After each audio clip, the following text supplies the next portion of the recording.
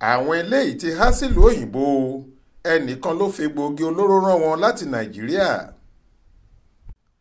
ọwọ́ pálábá àwọn ọmọ orílẹ̀-èdè nàìjíríà méje kan ti ségi nídìí okòòwò burúkú egbòogi olóró gbígbé.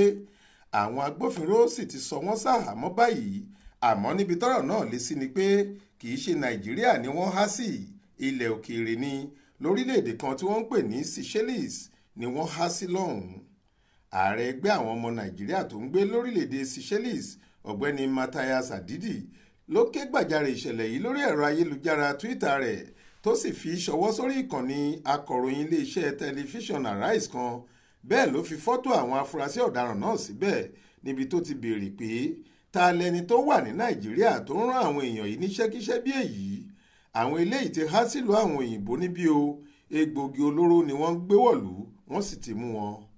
mo fẹ́ kẹ́ ẹ wò wọ́n, kẹ́ ẹ sọ fún àwọn èèyàn wọn nílé tí wọn ò bá tí ì gbọ́ o. ẹ bá wa sọ fáwọn olókoòwò burúkú tí wọ́n rán àwọn ọmọ wọ̀nyí níṣẹ́ gbígbé egbòogi olóró kiri o, nítorí ó ti ń di lemọ́lemọ́ báyìí. àwọn méje ni wọ́n ṣẹ̀ṣẹ̀ mú lọ́jọ́ Friday 30 oṣù kẹfà tó kọjá yìí rèé. inú ewu gidi ni wọ́n wà báyìí.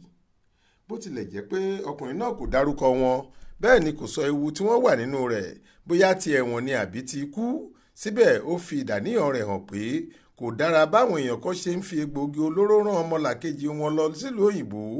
ó ní nǹkan àbámọ̀ ni àṣà náà jẹ́, torí òfin àtàwọn èèyàn ilẹ̀ orílẹ̀-èdè wọn kì í fọwọ́ rírọ̀ mú irú àwọn ẹ̀sùn bẹ́ẹ̀. Faith Adébọ́lá ló ń jábọ̀ ròyìn fún iléeṣẹ́ tẹlifíṣàn Aláròye online.